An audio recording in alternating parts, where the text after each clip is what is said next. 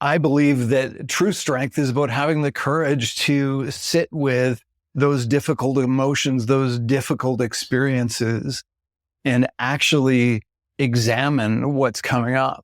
And to me, that's what true strength is. It's about having that courage to drop your gear, stand in front of the mirror, buck naked, and say, who am I really? Today, we're joined by Mike Cameron, a Canadian author, entrepreneur, and certified executive coach who's empowering men to master their emotions and master their world. Mike shares the story behind his upcoming free virtual event, A Love Letter to Men, happening February 18th to 20th. This powerful gathering celebrates men in all their diversity, focusing on emotional mastery, overcoming struggles, and building stronger connections. I'm your host, Buzz Bishop, and this is the Don't Change Much podcast. Let's get started. You've done a lot. You've had a lot happen in your life. You continue to do more. And we'll get to all that, but I want to start in a different place before we dig into your work with changing masculinity. How many ultra marathons have you done? Oh, that's a great question. I started in 2017, probably do 3 or 4 a year.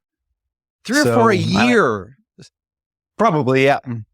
So some longer than others. So like 20 to 30, somewhere in that?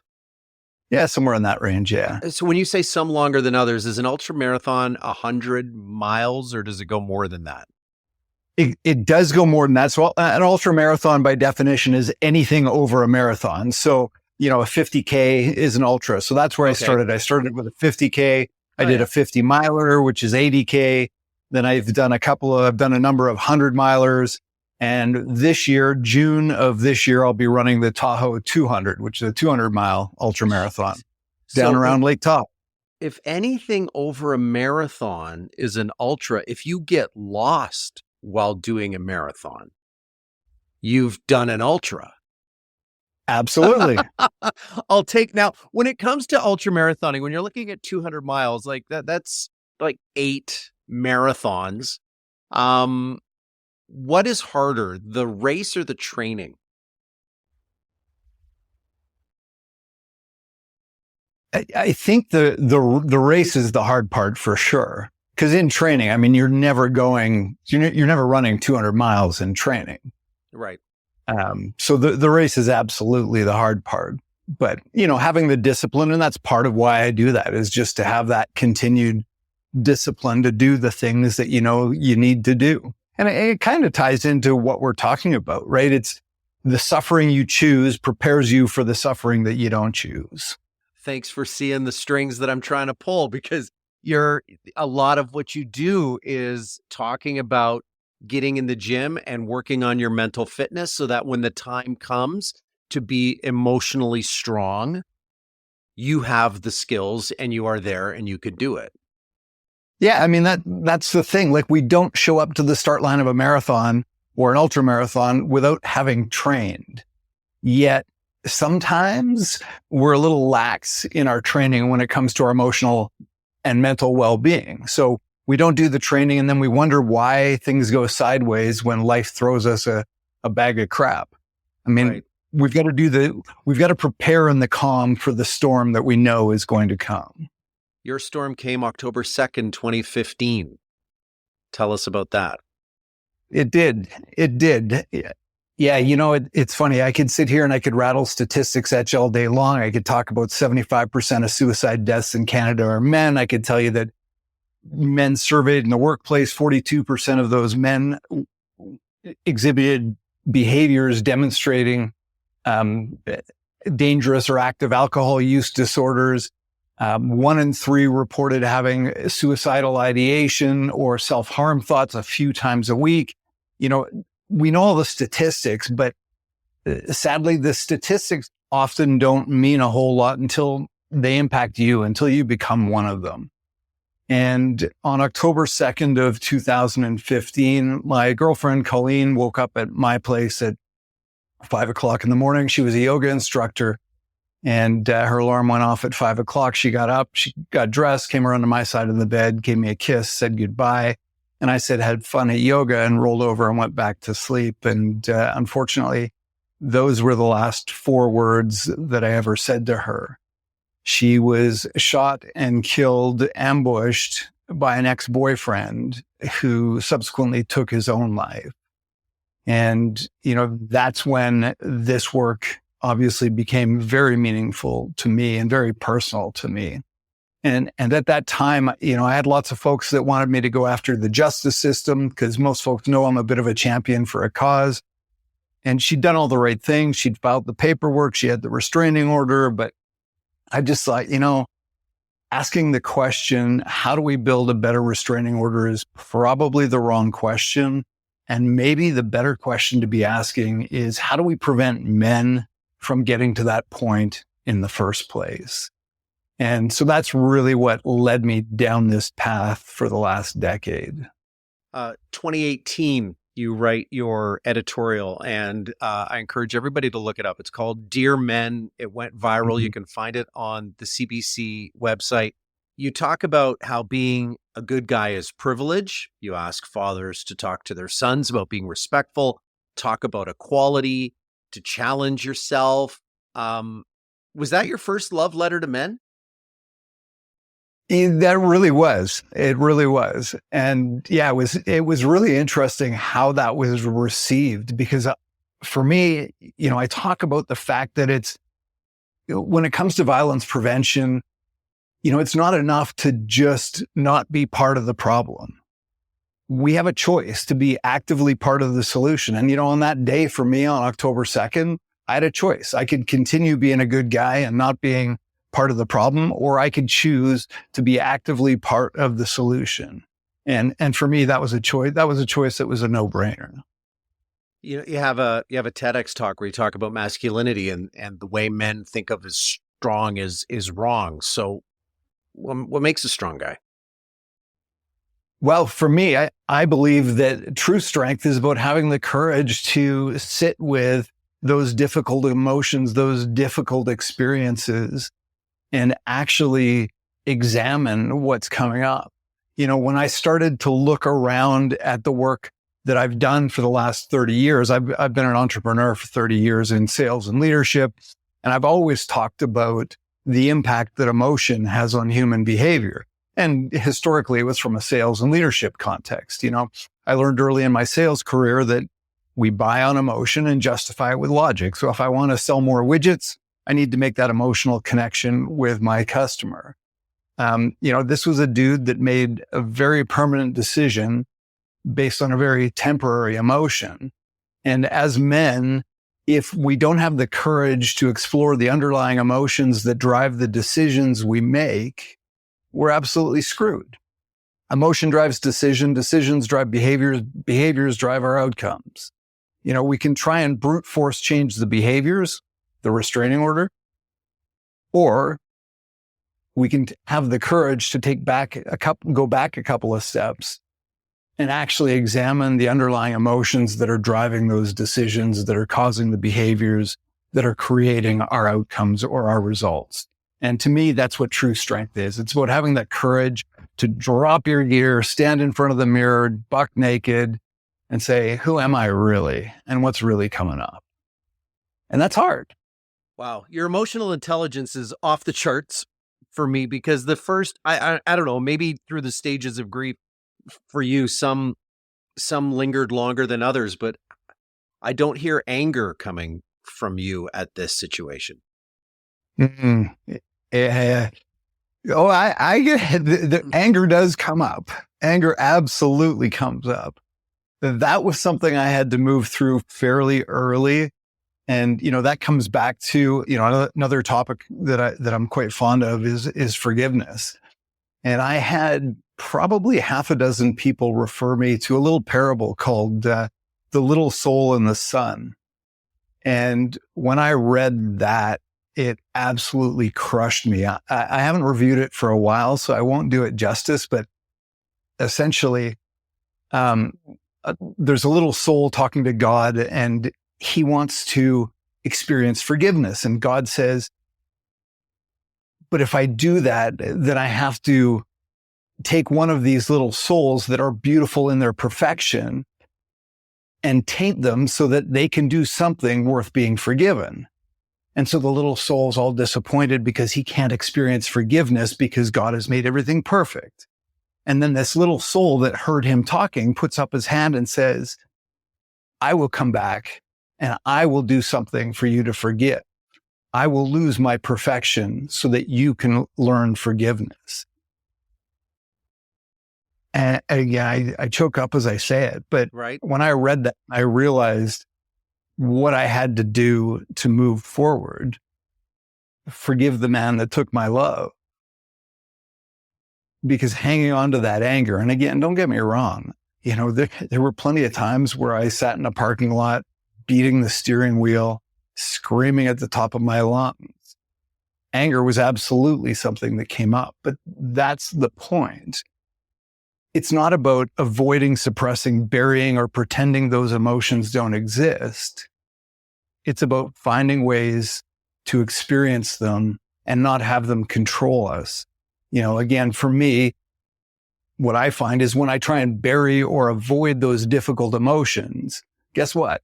They're coming up one way or another, whether I like it or not. I can pretend that they're not there, but they're there. And, maybe it's sleeplessness. Maybe it's underlying depression. Maybe it's who knows, but it's coming out one way or the other. So I can either choose how I express it, or I can let it bubble beneath the surface like this giant pressure cooker until finally it explodes. And unfortunately, that's largely what happened in the case of Colleen.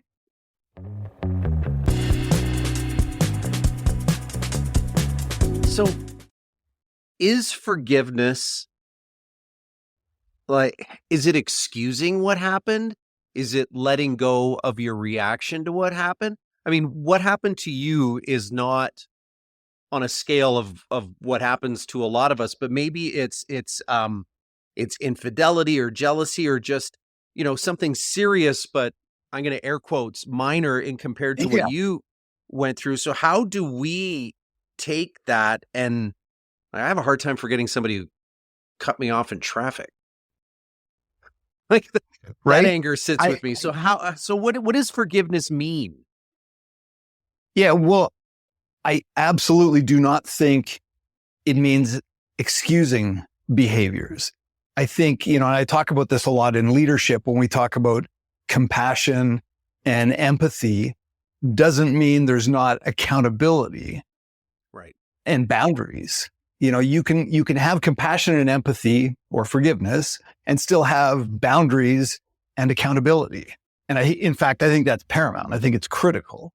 Because one without the other is very problematic. Then you just get walked over. But for me, and, I've had this conversation with lots of folks and not everybody feels this way.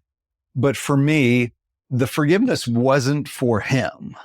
It was for me so that I could move on, that I could carry on, and that I could take this gift that she has given me. She has given me a depth of feeling, a depth of experience that, as you mentioned, most men may never know. And if I could go back and change it, would I? Absolutely. But I can't. So who am I to squander that gift? Who am I to bury, suppress, ignore those difficult emotions that she's given to me? Something that sticks with me when I'm in a tough situation is I think about a conversation that Oprah recounts where she had with Dr. Phil when she first met him, when it was with the cattlemen's dispute down in Texas. And the conversation is Oprah saying, it's not fair. It's not fair. I didn't do anything wrong. These guys are coming after me. It's not fair. And Phil just basically saying, it doesn't matter if it's fair or not, because this is what's happening and you have to deal with it and accept it and deal with it. And so that, I don't know if that acceptance, just kind of like this fate that happened to you was not fair. And if you dwell on not fair, you can't. And is that what the forgiveness is for you? It's the acceptance and moving Absolutely. on. Absolutely. Yeah. Again, I had lots of folks surround me and pat me on the back and put their hand on my shoulder, and they'd drop their head and they'd say, something's got to change, man. Something's got to change. And that became my mantra for a time. I'd get up in the morning, I'd brush my teeth, I'd look in that mirror, I'd shake my head and I'd say, something's got to change. And then one day I added 3 words to that phrase that really shifted everything for me. I looked in that mirror and I said, something's got to change, man. Maybe it's you. And that's when I started to take responsibility. And again, this comes back to fault versus responsibility. What happened to Colleen wasn't my fault, not in the slightest. But what I do with this experience is 100% my responsibility. And I had a choice to make. And I have a choice to make every single day. And having conversations like this is the choice I make. And I look for ways to turn pain into purpose. I had dinner with a good friend of mine 2 days after Colleen was killed. He was scheduled to come into town. And of course, he reached out afterwards and said, if you want to cancel, I totally understand. And I said, hell no, man. Like I need to be surrounded by people that love me more than ever right now. So we went out for dinner, and I remember standing in the parking lot after dinner, giving him a big old hug and saying our goodbyes. And he looked at me and he said, keep it together, my man. And I just looked at him. I shook my head. I said, no. I said, I'm going to go home and I'm going to lose my shit. And he kind of cocked his head and he looked at me and he said, don't confuse the two. He says, sometimes in order to keep it together, you need to lose your shit. And I've come to realize, as hard as this is to say, almost everything beautiful is on the other side of something shitty. And that's where we are in 2025, where you've kept it together enough after losing it to create the Love Letter to Men conference. Now, this is going to happen over 3 nights this month, February 18th to 20th. And the conversation that we've been having about forgiveness and empathy and strength and masculinity, I don't know, did we just do one of the sessions? We kind of did. We kind of did. Yeah, we've got a variety of speakers. So this is our 4th annual Love Letter to Men. A group of us who work in the men's mental health space or men's wellness space started coming together and sort of just comparing notes.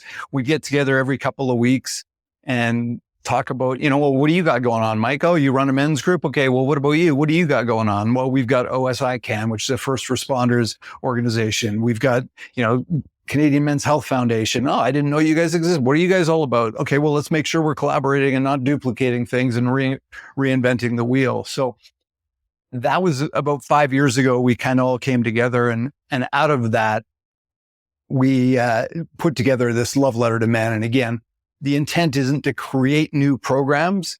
It's just to amplify the voices of those that are already doing the work. And because I speak professionally, I've got a lot of friends and colleagues that are professional speakers who, as soon as they heard what we were doing, they all put up their hand and said, hey, how can we help? And I said, well, we don't really have a whole lot of budget for this thing. I'm kind of bootstrapping this thing. And every single one of them said, well, that's not what we asked. We asked, how can we help? And so as a result, we've just had some absolutely incredible speakers like Clint Malarchuk. I know you guys are big on the hockey connection. Yeah. So Clint is the former NHL goalie who took a skate to the jugular. He has an incredible, his book's called The Crazy Game. Yes. It's well worth the read. So Clint's been out. We've had my buddy Drew Dudley, and Drew is a leadership expert who has his own struggles with mental health, came out and shared with us. We've got Alan Kaler this year is coming back, and Alan's a mental health speaker, a professional. We've had Dr. John Agrodnichuk come share with us. We've got somebody else, not Dr. John this year, but we've got somebody else from Heads Up Guys. We've got Dr. Harold Betker talking about men and shame. A lot of lived experience. We've got Ryan Glasser is the director of the Lakeview Recovery Center. Again, his story is fascinating. 15 years ago, addicted and homeless. Today, he's the director of the facility. It's just, It's wild to me. So those are the kinds of things that we're going to be showcasing. and it's over 3 nights, and it's a virtual conference. So you just sit at home in your pajamas and your beverage of choice or whatever it is that you make yourself happy with, and you participate. Yeah, because we started during COVID, obviously we had to be virtual. Yeah. And because we don't have a budget, so doing things live in a facility gets expensive. So we've continued to do it virtually, and obviously we want the barrier to entry to be as low as possible. But what we've found now is we're producing this exceptional content. So others have been saying, well, you know what? We could actually go and, for example, the town of Stony Plain rented out Mr. Mike's Steakhouse. And they said, you know what? We could rent out Mr. Mike's Steakhouse. We could bring a bunch of people together and we could broadcast you guys up on the big screen TVs. So, we've got watch parties in Grand Prairie. We've got watch parties in Stony Plain. We've got Medicine Hat. We've got one in Williams Lake. So we've got a variety of folks that have just taken it upon themselves to go find a venue. Swan Hills, Alberta, I don't know what the population of Swan Hills is, but probably 1,500. Small. It's beautiful. They have trees up there. It's awesome. And moose. And it's a beautiful place. Their fire hall, their volunteer fire department is hosting a watch party. Nice. So they're going to get a group together at the fire hall and put us up on the big screen. So yes, we're virtual, but it's worth looking on our website to see if there's any community watch parties near you.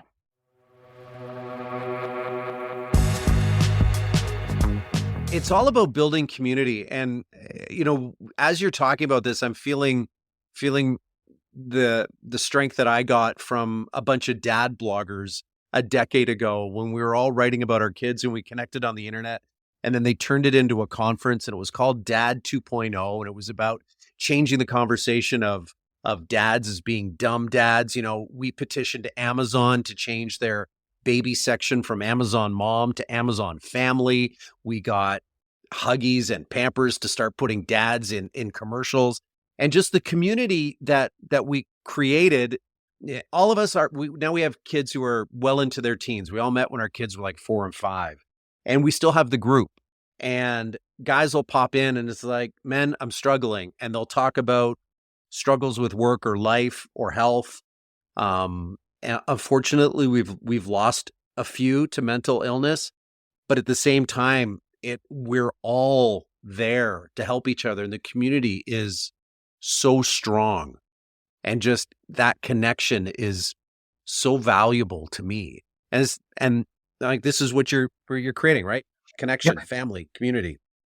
Absolutely, and that's exactly what I talk about. I talk about emotional connection to self, to others, and to community. And while I hope that most of us aren't so emotionally disconnected that we would take our own life or somebody else's life, I also know that most of us aren't so emotionally connected that we've got it all together and life is nirvana. We've all got room to sort of move up that spectrum. And again, coming back to that fitness analogy, right? There's two things I know to be true. With fitness, it requires maintenance. And the second thing is I can always be more fit than I am today. And there's, that's never a bad thing. Right.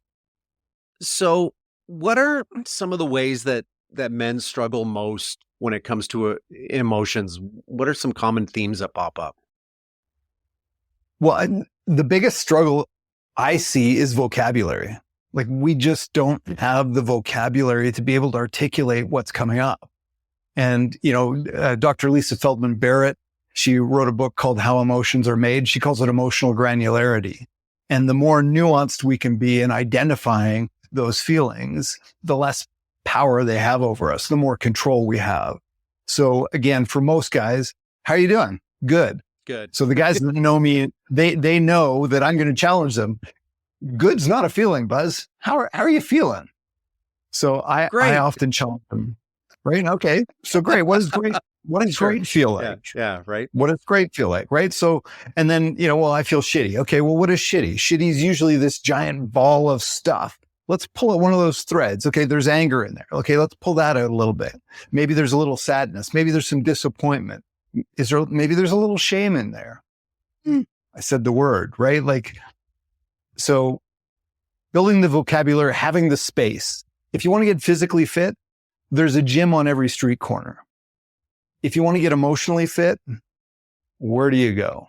So that's why, again, personally, I created a group called Connected Men, which is just a framework for guys to get together. 8 to 12 guys is kind of the magic number, where they can do exactly what you're talking about. Like, what's coming up for you today? And the framework is such that it's a little bit psychoeducational. So we typically have a theme, and sometimes we stay on theme, and sometimes guys have shit going on in their life that they need to unpack. So we take a complete left turn and away we go, which is fine too. So do you have any examples of guys who, I don't know, came in with a big tough wall and then it eventually came down once they started working out in their emotional gym? Absolutely. I mean, it happens to all of us, and myself included. One of my favorite stories was, I think it was in fact the very first group I ran back in 2000, it was either late 17 or early 18. And we did them in person because I owned a business and I had a meeting space and it wasn't COVID. So he came into our group and he just opened up like in a very deep and meaningful way. And I think it scared the hell out of him. Like, it just blew him away. So he sent me a note afterwards, and there's this vulnerability hangover that happens.